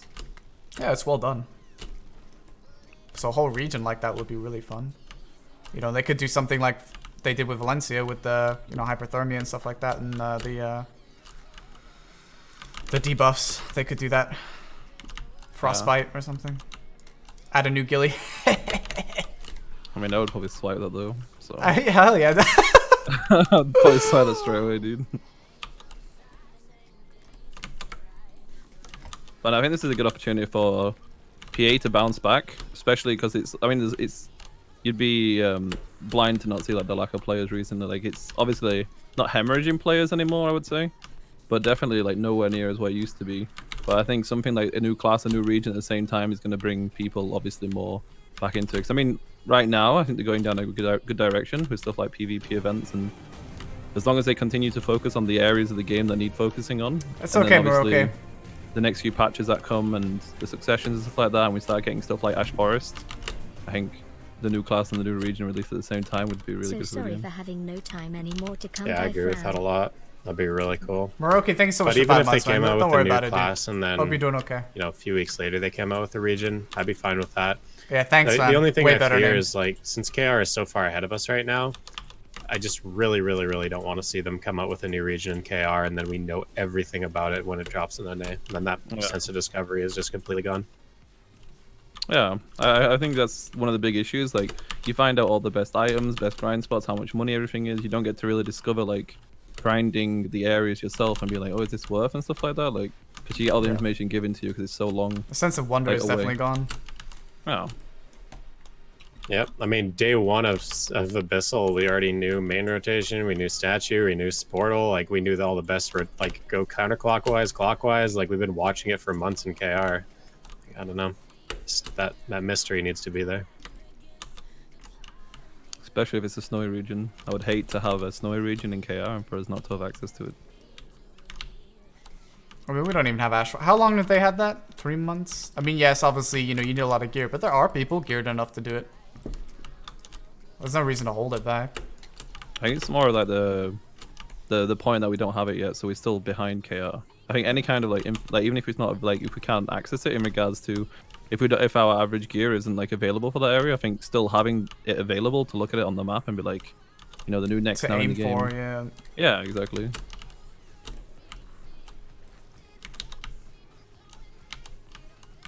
Okay. Well, I guess, so how long have we been doing this so far? About an hour and 10 minutes? Do you guys want to keep going or maybe we should call it here? What do you think? I can keep going, but we don't need to oversaturate it at the same time, I guess maybe. Depends what people prefer. I mean, Anyone got anything time sensitive? No, I'm free all night. if there's like Okay. a significant thing we can talk about that, you know, is worth going over, or... Yeah, so we had Crimson Desert that we could talk about, and then we also have some like miscellaneous things that one of your viewers, Anfield, had brought up. So what do you guys want to talk about? Some miscellaneous stuff or Crimson? Not miscellaneous. I don't want Mystic to be buffed, so that's what he wants. Let's talk about Crimson Desert. All right, so Get fucked, class. Crimson Desert. It was announced 2 weeks ago now Get at fucked. G-Star 2019. Get fucked. And they released a trailer for it. There was some news about the beta being later in 2020, but definitely sometime next year. We don't really know too much about it other than from the trailer. Have you guys all seen the trailer? Yes. Jules, you seen it? Yeah, I skipped forward a bit at some point, but I took a look at it. I wasn't too hyped about it. I didn't want to watch the entire 3 minutes. Okay. Were you hyped about it all, Anfield, Namaku? What do you guys thought when you first heard about it? I thought it looked good. I like some of the monster designs, and I like the idea of a faction-based MMO that they could do. I think there's options there. I like the idea behind the lore personally. Like, I'm a big lover of like for example, the Warcraft games themselves aren't the best in the world, but the lore behind it, like any story-based things, can always take that back. become really interesting. So I think prior to current BDO, and you're gonna get more information on like a lot of different characters, a lot of how stuff's set out, and just general information is like the one thing that's interesting me the most. But it looks way too Western for me personally. Yeah, it did seem kind of Western. It kind of had like what was that Rockstar game? That's like a Western game. Red Dead Redemption? Yeah, it kind of had a Red Dead vibe to it a little bit. Yeah, like Red Dead meets The Witcher, pretty much is how it felt to me. I think a lot of what we saw was like the single player kind of walkthrough kind of. I'm not sure how they want to do it, but it's supposed to be an MMO, but also they said I guess it's like going to be story driven as well, and there's going to be like playthrough like that. I don't know whether that is like strictly offline or like it's just they're just saying that there's a nice single player sort of quest lines to go through. But I don't know, I like the idea of faction based fighting, so it could be interesting. Also, it looks like it's got snow regions, which is always a win. Well, I'm expecting the game It's a to lot be slow, like, Anfield. I'm expecting the game to be similar to. Have you guys played like stuff like Warframe, where it's technically like an MMO, but it's more like you focus on like a party and you run like levels over and over kind of thing. I'm expecting that to be, or like a similar like concept to that, rather than actually being like an open world MMO kind of thing, where it's like more instance based, but there are areas like hubs where you can have the open world elements, but that's just like based on previous experiences of games like those. Yeah, I mean, we don't really have too much information about it. Just from the keynote, though, they were saying that the game itself, it was kind of centered around the theme of it being before Black Desert's existence, and so and based on the trailer too, one thing I noticed is that nobody was really like swapping between different types of weapons. The main characters kind of kept with their, like, the main guy had his sword, he had his shield, I think, and then they never really switched around. And previously in BDO, we never had awakenings or anything like that.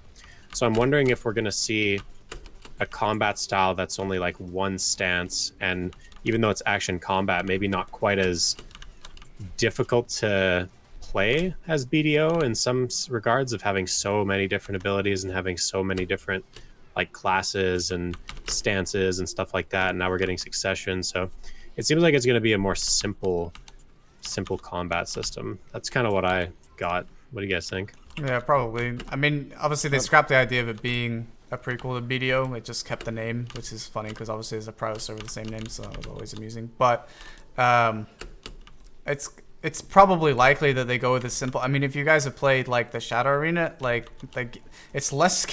We had 8 skills or so before, and now you're using 4 skills, and the combat is super simplified in the Shadow Arena as well. So, you know, and everything that's been going on with BDO, it feels like they feel the barrier to entry was too high for BDO maybe, and that's why they've begun to do that with subsequent games as well.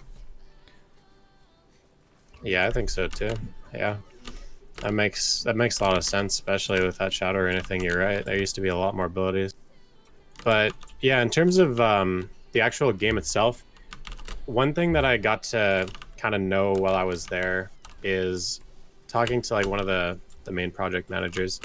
He mentioned that the game itself is not a replacement for BDO. It's not like a sequel. It's not a succession like you're saying, Anfield.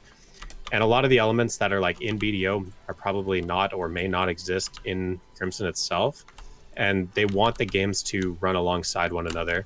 They're not supposed to be replacements. So I really feel like if anybody is hesitant, like Jules, I know you weren't interested. And if you're like hesitant of like thinking about playing the game because you're like, oh man, or you're hesitant about BDO, where it's like, oh man, I don't want to progress in BDO anymore because I feel like they're just going to drop it for Crimson Desert. It doesn't seem that way, and they do seem like they're going to be pretty different. So I think that's a pretty big win for everybody that plays BDO right now and was worried about that. They definitely want to like have two MMOs running alongside one another.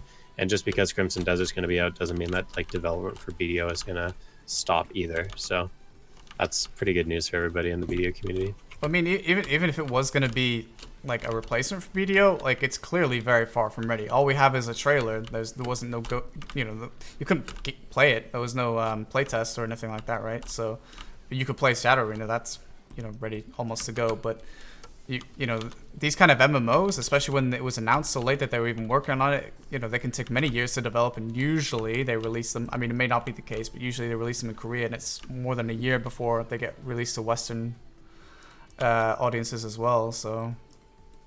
Right. Yeah. And also, that it is a brand new game, and think about BDO. It's got 3 years worth of updates. So I feel like the game is going to feel pretty hollow compared to BDO in terms of things to do, because I don't know how long they've been working on the game, but 3 years to work on an MMO versus developing a brand new engine for this game and then coming out with this new game and, developing a fruitful storyline. A lot of the nuances and small things that you might like in BDO probably are not going to exist upon launch, or maybe even ever.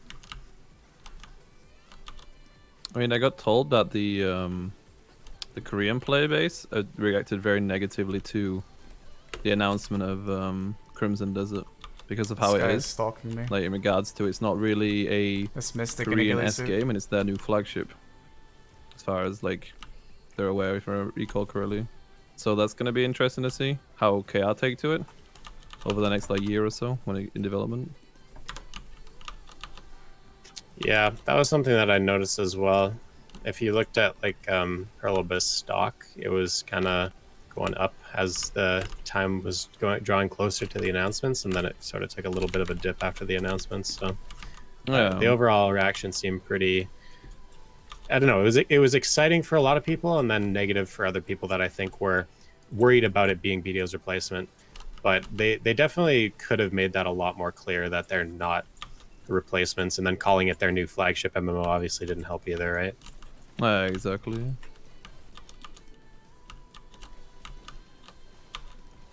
But I mean, overall, do you guys plan to play it? Like, you gonna give it a try? I'll try it. Of course.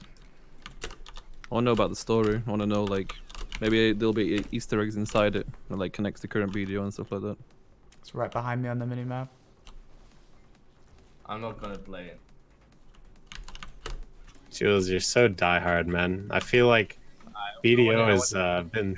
I want the Shadow Arena, and it's Nilo. I play BDO, and I'm gonna finish my gear and everything, but I want to, especially for streaming, I want to stream different games. The fun I have streaming Shadow Arena, for example, it's just, I don't know. I feel like I need to play a different genre at some point. I keep playing BDO. I still like it, but whenever that Crimson Desert gets released, I don't think I will hop into another MMO after BDO. So just like the long-term grind and having to work so hard for your character progression, you just don't want to start all over? It's not even about that. I just and it's not about that. It's not the pro of this game or anything. Maybe I just don't want to do all these, like, spend so many years in one MMO again and progress. I don't know. I don't really feel like that anymore. I want to play, I don't know, battle royale games or FPS games or something. BDO is my last MMO. Yeah. All right. Well, that makes sense. So maybe you're excited for Plan 8 then. That was another one of the games they announced. It's like a shooter game. Did you see that? No, I haven't seen it. Looks pretty good, actually. That one? I don't think they announced any like dates or anything like that for that one, but it's like it's a shooter game that has sort of MMO aspects to it. I really think it's like, I didn't do a combo on you. I ulted you, and the Ranger ulti is garbage. Something like that. But it seemed like it was gonna be pretty cool. I don't know. I'm excited for Doki. I just waited the entire G-Star event. I just waited for any footage about Shadow Arena. I was so hyped about Shadow Arena, and I watched Joey and Blade were streaming it. I thought it looked really good, and I was really looking forward to it. And have you played the closed beta? I played it, yeah. You liked it? I think it had a lot of improvements over the old Shadow Arena. Like, I kind of like the 4 skill things where you rank up the different skill tree and how you don't get duplicate books and how you choose your character from the start instead of having to find it. And then changes to like different objectives on the map, like killing that tower for a 60-second buff or killing that boss for Black Star stuff. I thought it was an overall improvement. What did you think? They have a lot of stuff is a lot better. The item fusion system that I even like the summoner spells, like the Q and the E buff. A lot of stuff is a lot better. After the first day, I was disappointed because I expected. I don't know why. Maybe it was too early in the morning when I watched that stream. I didn't see that you use your abilities with 1, 2, 3, 4. And I expected my ninja gameplay from BDO Shadow Arena.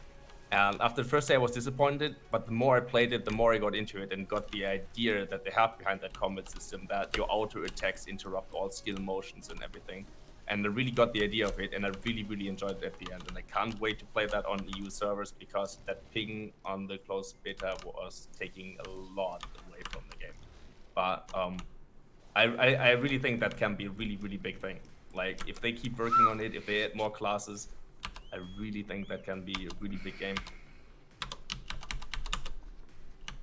Yeah, I don't know. I feel like they should just add the key combos back to different abilities if players want them. Like just like in BDO, you can use Shift A or you can use Shift F, whatever, but you can also just put it on a hotkey. I think they should just give the option. Yeah. The amount of times I used that Q ability because I wanted to use the Red Moon, and I instinctively pressed Shift Q because that's the hotkey for Red Moon in BDO. That would be really good if they implement the BDO hotkeys for these abilities, and people can choose what they're using. That would be a lot better, and you would have your the 1, 2, 3, 4 ready for consumables. But overall, I liked it. Yeah, overall improvements, I think. It's going to be a very... I'm curious to see if it's going to tie back to BDO in some way, because that is the one thing about these sort of battle royale games is one of the reasons a lot of them don't ever take off is because you need to have a population of players playing them, like a big population pretty much at all times. So when you go into a queue, you can get in a match with 49 other people in a reasonable time frame. And so by not kind of coercing the BDO player base into playing as much through no rewards to the game, I wonder if the game may like fizzle out faster than it potentially could before it even like starts to flourish. You know what I mean? Yeah, true. And the most, like, so many people when I was streaming it asked me, do you think it has a connection to BDO? Do you think that that would be an option, that a complete standalone game would have a connection to BDO and give rewards in BDO? I certainly hope it does. So I talked to one of the devs, the guy that actually like made the game itself. Like he was one of the lead developers and idea guys. He said that you can play Shadow Arena while you're doing things in Black Desert. Like you can cook, you can do whatever AFK stuff you want to do. But we definitely, the feedback was there that a lot of players really wanted some kind of a tie back to BDO in some way, and not just the fact that you can AFK in BDO. You know, you can AFK in BDO and play any other game. It's got to be like, why is it Shadow Arena? You know what I mean? So I think that they know that that feedback is there. So if anybody really wants to like make sure that they know it, they definitely do. They know that people want to tie back to BDO. So we'll see what happens. Hopefully, hopefully they do something. Yeah, that will be so amazing. It's weird though, because there's no tie back and there's not even any incentive to get anything. Maybe there's going to be leaderboards. I think they mentioned that, but like you don't earn a thing. There's no new skins that they added in the game you can unlock for the characters you like to play. So even games that were released, like battle royales, have always had things you can earn, even in the most basic forms. So yeah, I don't know. That's coming. Well, the leaderboard is, but yeah, I mean they need to add something that you can earn, like extra outfits for your characters you like to play and other stuff like that. I don't know why they didn't just give it the succession PvP. They're definitely adding that. Well, like the closed beta was, like they even said that the closed beta was purely about checking out, like testing the combat and the arena. And the only thing I saw them mention was that the leaderboard isn't disabled, but that's going to be in the release. I didn't see them mention anything about costume rewards you can earn, but maybe. There was even a shop in game already. You just like it was disabled as well, but the shop button was already there. So you can buy stuff but not earn stuff, or I don't know. I'm sure you'll be able to earn something. Or you can do both. It's weird to me that they just didn't use the succession. The succession skill tree is there to use. It's basic and easy to use, and it would have been more complicated or more interesting at least. And I'm not entirely sure why they didn't just take advantage of that. You know, sure, don't add pre-awakening and awakening gameplay, but the succession is so simple. It would have been easy to, or at least I think it would have been, you know, easy and more viable to have added that, and it would have been more fun to play the classes. When I played through it, I don't know. Yeah, I agree. I was really underwhelmed with the PvP and the combat, and BDO's main draw is its combat, and if you're not gonna go for, I don't know. It's a lot. Like a lot is about just waiting, dodging, like that shift AD, the roll of shame. It's not a roll of shame anymore because it's an iframe. Every class had that. The combat is a lot slower and just overwhelming your opponent, like with your mechanics, like that was possible in the BDO Shadow Arena. That doesn't really work. in the standalone. But that's why I was so surprised when I played the first round, and I was like, hey, wait, I use my abilities 1, 2, 3, 4, because I think it would have just been so much better to just have that feeling like how the BDO Shade Arena was, where you play the classes, like you play the BDO classes, where you have like 8 different abilities and extended combos. So much is about auto attacks, and especially when auto attacks interrupt our skill motions. It is a complete different combat style. I'm not sure. I liked it, but I think I would also have liked the BDO style a lot better, a lot more. One thing I do like about the Shadow Arena though is it has extra features that I would have liked to have seen in BDO. Like I think there's like it shows you how wide your AoEs are, like an AoE indicator, and like little things like that, like are in the game. And like stuff like that would have been nice to have in BDO too, like on certain skills. Do you guys think the Black Star armor will be added? I hope so. I mean, surely that's the direction they have to go. They did it with weapons, right? And it's in Shadow Arena. But there was something else that was in Shadow Arena that was less likely to be added, and I can't remember. It was like Dragon Slayer armor as well? Yeah. Or something like that? Dandelion armor. Dandelion main hand. There was also wasn't there also Dandelion armor? All hands. I think Dandelion sub weapons and stuff as well. Like I wanted to speculate that, oh my god, Black Star armor could be coming soon. But then on the flip side, there's these other things that are also in there that are probably less likely to be added. So then I'm like, oh, maybe not. But I hope that would be really cool, Black Star armor. I think the next thing... Go on. Please no. Please no. I was just going to say, I feel like red grade gear is an inevitability. Like we've seen Vel's Heart, red grade gear. We have Fiery Kudum, red grade gear. Black Star, it's red grade. Like they've just been adding red grade to different spots. It's pretty much a matter of time in my mind. Yeah, I think the next one will be the Awakening weapon though. If anything, it'll be a Black Star replacement for your Dandy. Well, they did say when they brought up Black Star that the reason they did it is to stop the ongoing debate of whether Alphen or Zark is better. So they just made like a best in slot for sure, like no question. There should always be a debate. That's how you know you have a healthy game. What? That's dumb. Like the debate should literally be, I have all these options. Which one's the best one to use? That like that between two weapons. Yeah, I know, but like that's what I'm saying. Like that's why we've always argued that there should be more options, not less. That this one is definitively best in slot. You know what I mean? Like, if people are arguing over which gear PC, that's good. You don't want people to have a cookie cutter. You want to use all the different things, and this guy's maybe using this or this guy's using this. I mean, we have so few options, and people are like still trying to find out which is best all the time. The more you have them with the wider variety of stats, then people will have a harder time picking out what is the definitive best.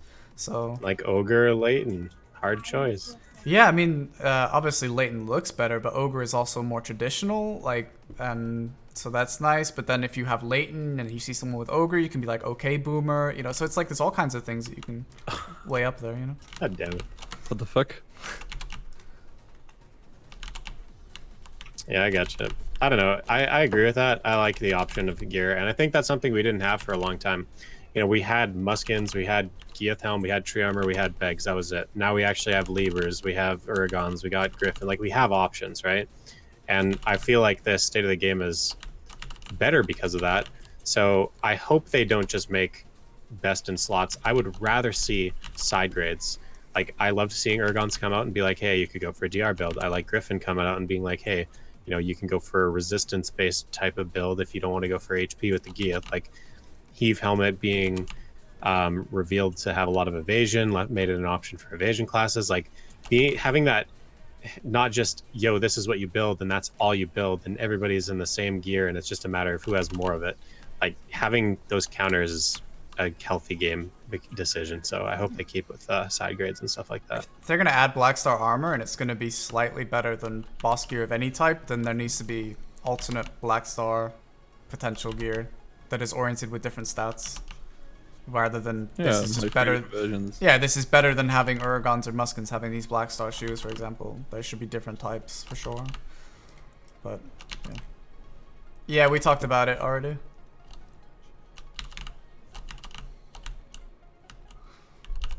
But I think that's it, because we're more than an hour and a half. Okay. I guess just really quickly, we should probably talk about Klaus's things that he was saying in your chat, because I don't think it'll take too long. He didn't say anything about buffing Mystic. He's don't worry, the right? worst. Just kidding. All right, He's dude. the worst. So he said villas in different regions. What do you guys think? You guys want villas that so you don't have to travel to Valencia every time we get a villa pass? What do you think? Yep. I Wait, I guess. have a tent.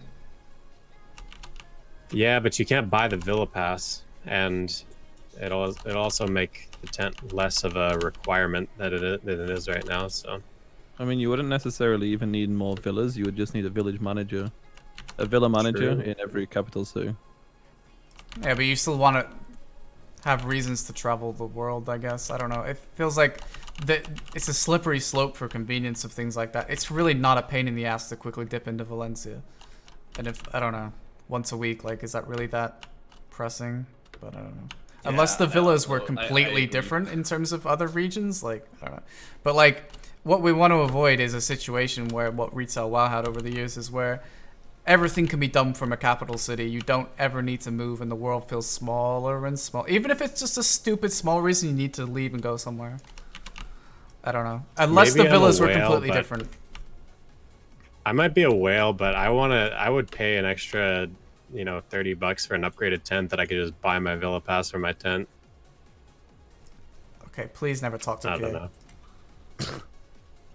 I don't know, dude.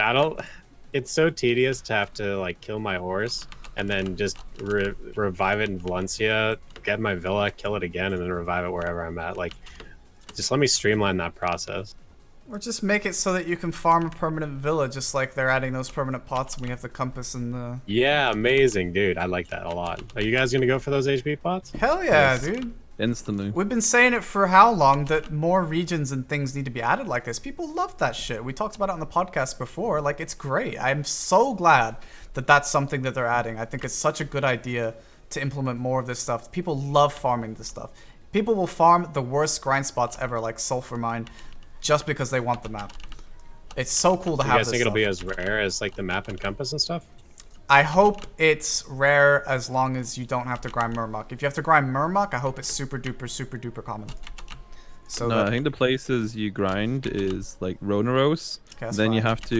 have to use tanning at the Navan steps. So you have to gather the animals, if I recall okay, I already correctly. don't like it. And I can't remember the third one. If Mansion Forest, I think. Yeah, it's Mansion Forest, Rhonaros, and then I think you have to skin the hides of the mobs on the van steps in Kama, and then it's all the free grind spots in Dragon.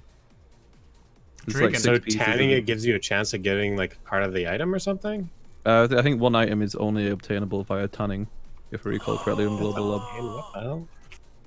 Okay, life skilling is kind of against my religion, so I don't know, it's disappointing to hear that. I'd have to confirm it on Global Lab, but I'm pretty sure like one of the pieces in the van steps was only obtainable via tanning. Wow. I feel personally attacked. Well, it might be both though. Let's hope it's both at least. I mean, let me kill random mobs like Navarre and Steppe. Like, I love Feather Wolves, underrated spot, just useless to grind. Or Guyfin is pretty cool. That. It looks so good. But Like the area Navan step looks Yeah. so good. I would love to grind there. Just different mobs. It's like that World of Warcraft classic. What is it called? Stringathon Whale. Oh, With yeah. A lot of different mobs, and you just kill a lot of different stuff the entire time.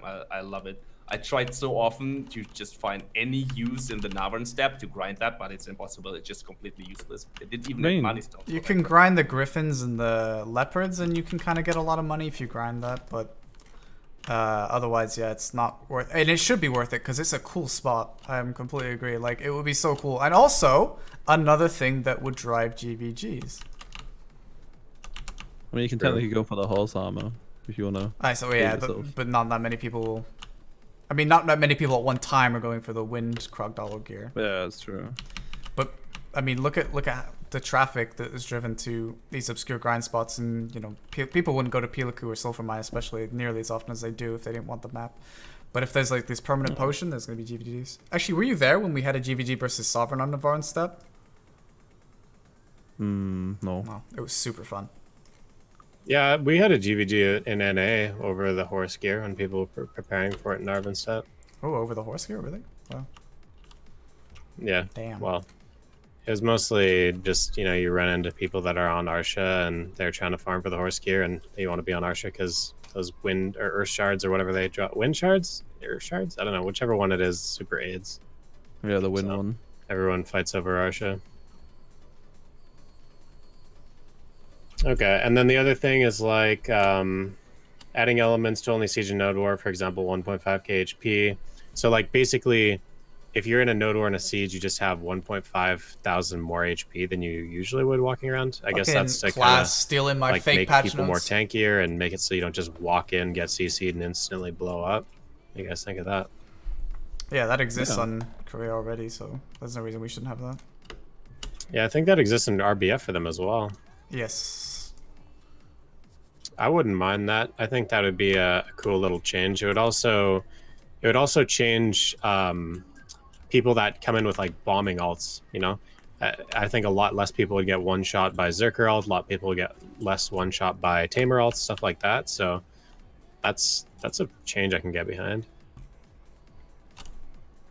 Anybody have a contradictory opinion? They don't like that? Okay. So it sounds like a pretty good idea.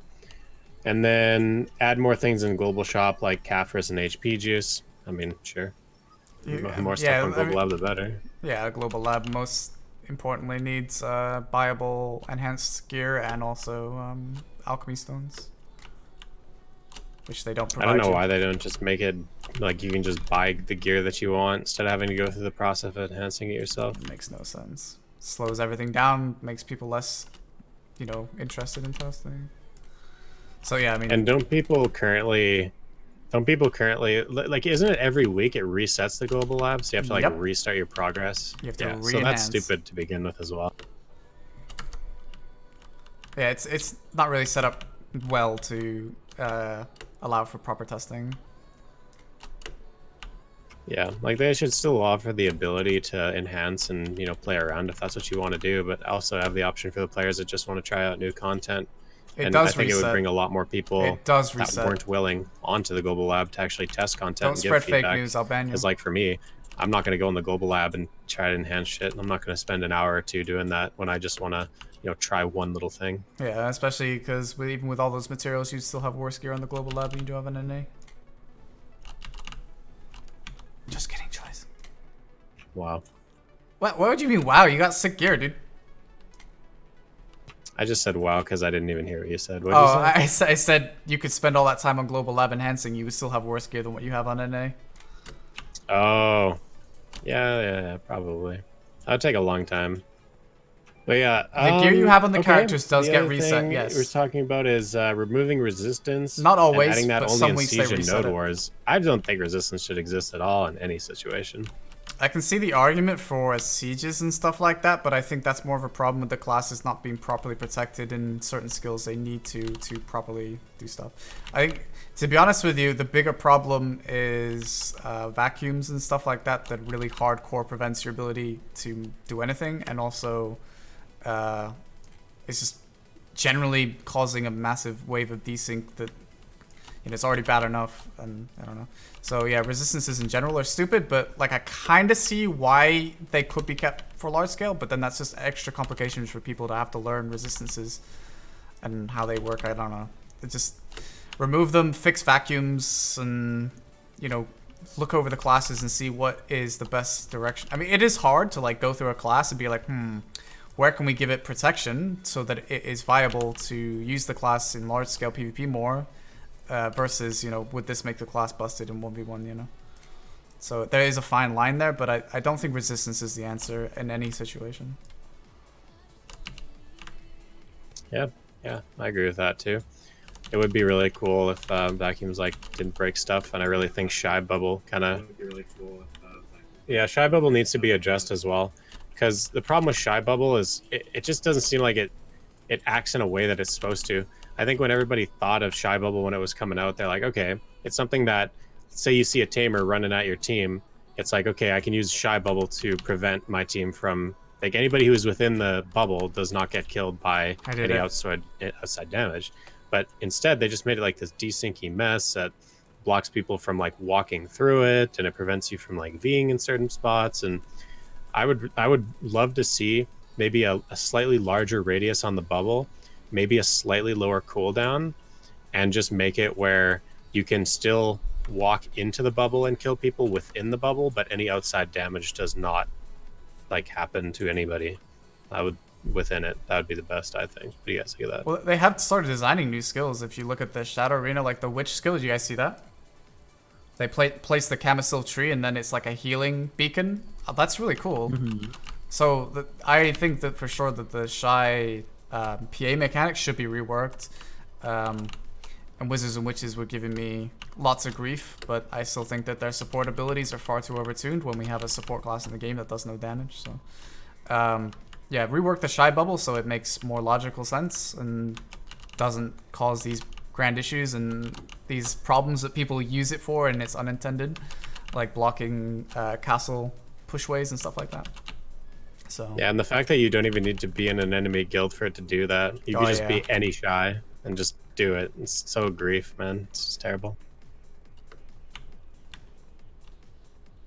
Okay, well, I think that was our last topic of the podcast. It was a little bit longer one than usual, but that's all right. Like, I don't mind the longer podcast personally.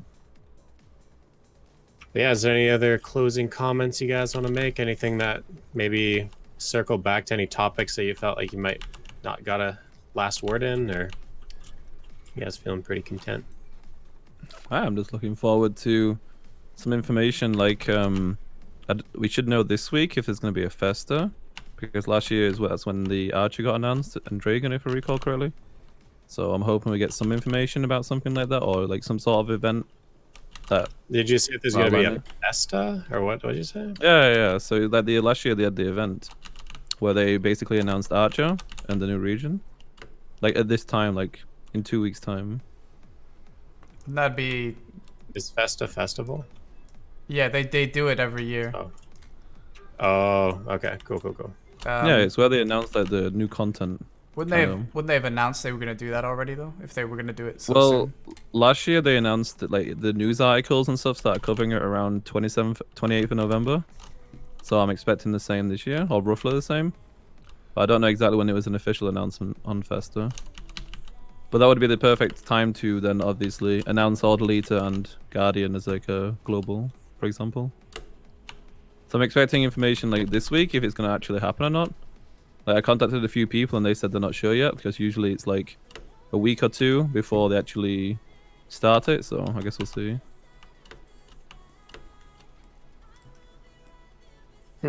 Okay. Yeah, I mean, it would be really cool. It'd be really cool to get more transparency in future updates. Like, I like looking forward to stuff. I just don't like knowing everything. Just you know, we can look forward to stuff in KR, but like knowing how to do everything before it comes out, that's the only thing I don't like. But future announcements gets me hype about stuff. Yeah, I mean the stuff that Cacao has been doing recently, where they've been giving us like sneak previews of like future content, I think it's really nice, and stuff like that. Obviously, it shows that there's an increase of communication between Cacao and PA if they're able to get information. So, and that's a nice line. Someone was asking what guild are you in Namco right now? I joined Access Denied. And are you still in Black Leopard in NA? Yep. Cool. All right. I'm gonna gear my Shy up in NA and join some random guild as a DP Shy.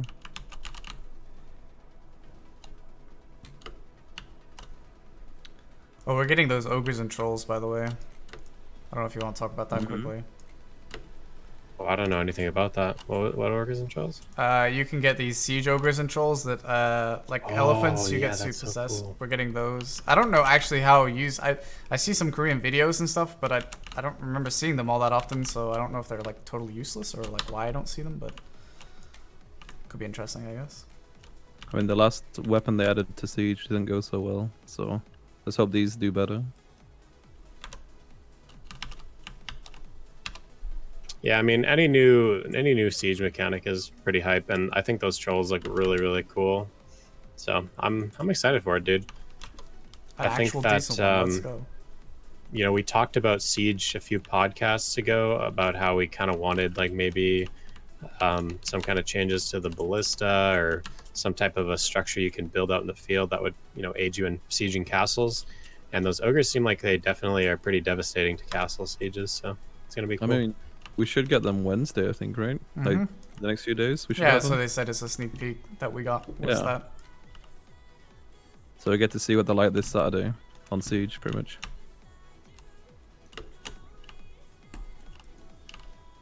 All right. Well, cool. Well, I think we're gonna wrap it up there then. And yeah, thank you everybody for coming on the podcast, and it was a lot of fun talking to y'all. We're gonna be podcasting same time Monday next week. Sounds good? Yep. Sounds good. Yep. All right, cool. Well, Jules, I know it's your first time on, but thank you very much for joining. You're welcome back Yeah, man, you're welcome back anytime. Like if you want to just join in, same time, same place, we'll be here. And yeah, man, it was great to have you on with us. All right, I'll talk to y'all later. See you later, man. Yeah, take care. Enjoy your evening. Bye-bye. Oh, y'all enjoy that? No, I'm just kidding. Right, I need to pee so bad. Also.